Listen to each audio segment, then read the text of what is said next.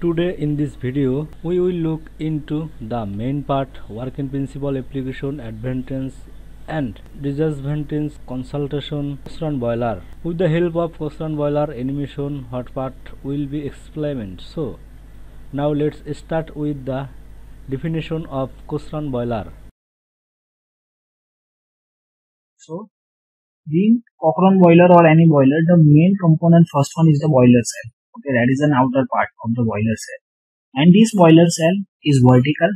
So, one of the characteristic of the Cochrane boiler is that it is the vertical boiler.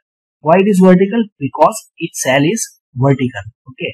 And this upper part is the hemispherical cell and this is a cylindrical cell. Okay. So, when we seeing this boiler cell from the top or bottom, it's looking the circular course. Okay. And at the lower part of the boiler, the grate is provided and this grate is used to putting the different fuel for a combustion purpose. So generally we use the coal, but any type of the fuel can be used with the Cochrane boilers. So here the different fuel takes place for a combustion purpose. So here we provide the one furnace. Okay, so this area is closed and this is known as the furnace. And this different fuel is enter from this fire door.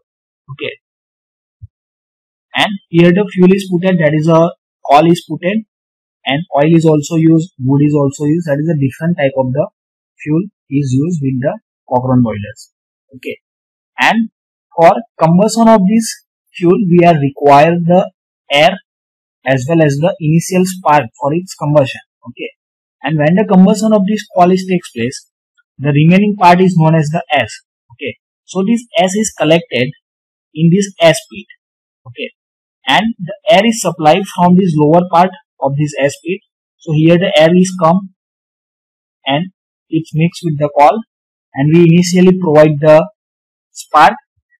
So this combustion is start, and when the combustion is start, it create some hot gases or a flue gases.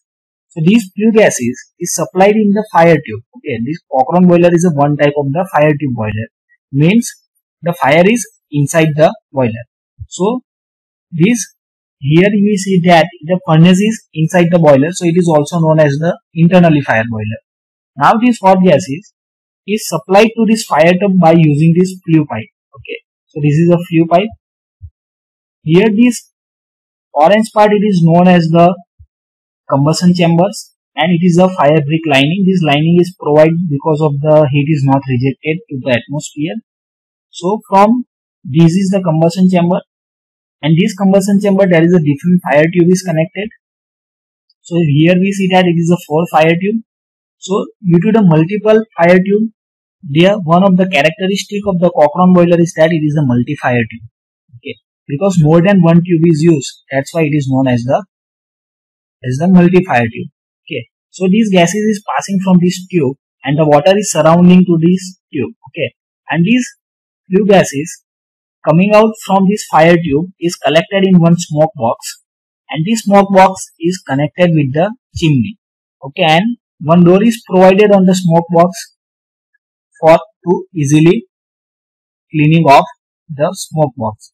Okay, so these are the major part of the Cochrane boilers, and some are the mounting is also installed. So here I show you this different mounting that is put in. Okay, so here I show you this water level inside the Cochrane boiler. So first mounting is the feed check valve. The function of the feed check valve is to supply the water. Okay, so water is inlet here and the mass of the water is controlled by using this valve, and the water is coming in the inside the Cochrane boiler naturally. So it is known as the natural circulated boiler because there is a no pump is used for supplying the water. That's why it is known as the natural circulated boiler. Another part is the steam is collected on this hemispherical part of the boiler cell. Here the anti-priming pipe is provided. So what is the function of anti-priming pipe, that we understand later on. So watch the video up to the end for complete understanding of the different devices. Here I show you just overview. It is a steam stop valve. Okay, and the steam is outlet is coming out from this steam stop valve. Another it is the manhole. The manhole is generally provided for the cleaning purpose. So the man is open this hole and going inside for the cleaning purpose. This is the pressure gauge. The pressure gauge is indicate the pressure of the steam that present in this hemispherical part. And here it is a deadweight safety valve. Then here it is a fusible plug. So at the end of video I teach you what is the meaning of fusible plug, why it is used. It is the water level indicators. So its name is suggests that the indicators which show the water level inside the boiler, it is known as the water level indicator. And here the blow up cock.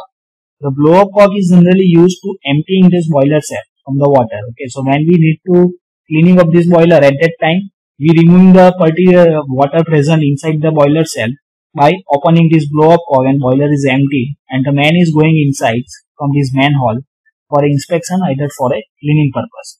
So this is the construction of a Cochran boilers. Okay. Now before moving ahead, I request to like the video and subscribe the channels for more watching the more video. Okay. So here I show you this, revise some points of this construction, how to written this point in examination. Boiler is consists of cylindrical cell, that we already show you that this part is known as the cylindrical cell.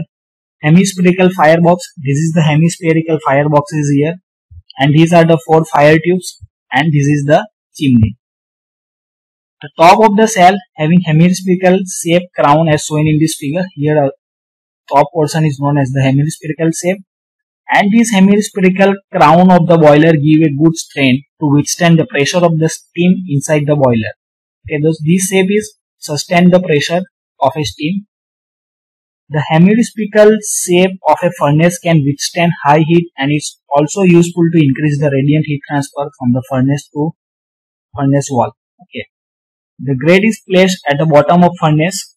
Here it is talking about this grate that is a place at the bottom of the furnace. This is the furnace and this is the grate, and aspid is located below the grate. Okay. The furnace and the combustion chambers are connected by the short flue pipes. So this is the furnace, this is a combustion chamber. So these combustion chambers and the furnace is connected by using this flue pipe. The wall of the combustion chamber is lined with the fire bricks. So this is the combustion chamber, and the wall of the combustion chamber is covered with the fire brick lining. Okay. So next is the specifications of the boiler, means what are the dimensions. The cell diameter is 2.75 meters, height is 5.75 meters, heating surface area 120 meters square, working pressure is 6.5 bar, steam capacity is 3500 kg per hour, means the Cochran boiler is produced the 3500 kg of the steam in 1 hour, and efficiency is 70 to 75%. Now we understand the working of Cochran boiler. So how it's work? So in a working, first step is that the water is supplied to the boiler through feed check valve. So where is the feed check valve? So here it is the feed check valve. From this valve the water is supplied into this boiler cell. Second point, the coil is introduced to the grate through the fire door. So here this fire door. So from the fire door, the fuel, that is coal, oil or wood, whatever is supplied from this fire door. What is the next step? The hot gases from the furnace enters into the combustion chamber through the flue pipe. Means here the combustion of the coil takes place, it produces the different gases, that is hot gases. It is supplied to this combustion chamber through this flue pipe. Okay.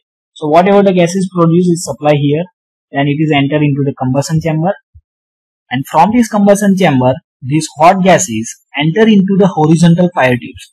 So here we draw the 4 fire tubes, but it is possible that is more than 4 is used. Okay. So these hot gases is just enter into these different flue gases in a different fire tubes. Okay.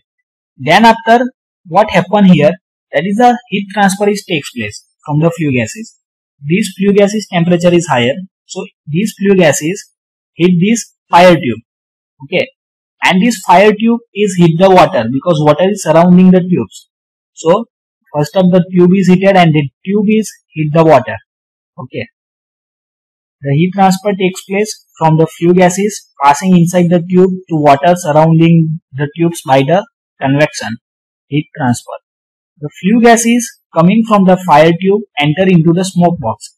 So exhaust gases from this fire tube is come into this smoke box and the finally discharge to the atmosphere through this chimney.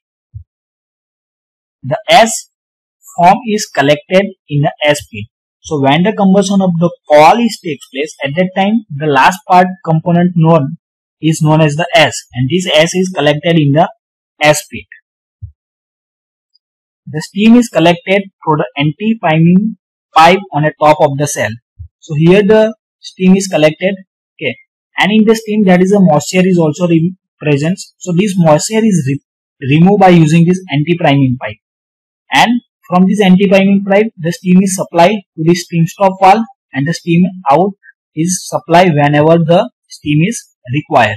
Okay, so these are the working. Now what are the various mounting is used? So we already studying that is a steam pressure gauge here, which is used to measure the pressure. Water level indicator is used to check the water level inside the cell. Dead weight safety valve, it is used for a safety purpose when the pressure is increased.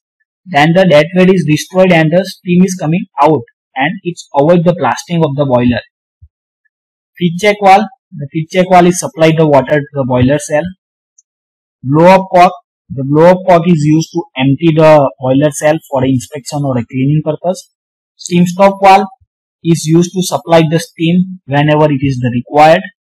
Manhole is generally provided for the inspection or cleaning purpose.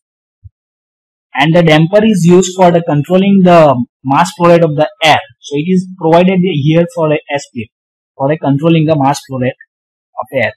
Next is the fusible plug. Fusible plug is used to stop firing when the water level in the boiler is lower than the safe limit. Okay. So what happens? This fusible plug is provided above the combustion chamber. So when the water level is reduced, okay, then steam is start to come on the fusible plug, and fusible plug is melt, and it's melt. Then the water is start to supplying into this combustion chamber and furnace. So it stop our combustion and stop the heating of the boiler. So it is used for a safety purpose. What is anti-priming pipe? To separate the water particles for a steam and collect the dry saturated steam. So here the steam present, it is a dry steam as well as the wet steam. Okay. So these wet particle or the water particles are removed by the anti-priming pipe, and dry and saturated steam for the boiler is supplied through the steam stop valve. Next is the advantages. It is a compact and portable boiler, so minimum floor area is required. Initial cost is less.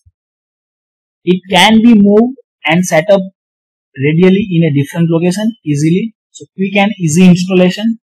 Any type of the fuel can be used for a combustion. And disadvantages: steam rising capacity is less due to vertical design, means lower steam is produced.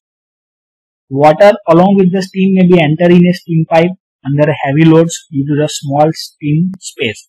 So space for the steam is lower. Third point, efficiency is poor in smaller size. So thank you for watching this video. If you learned, then like the video, subscribe the channels and share with your friends.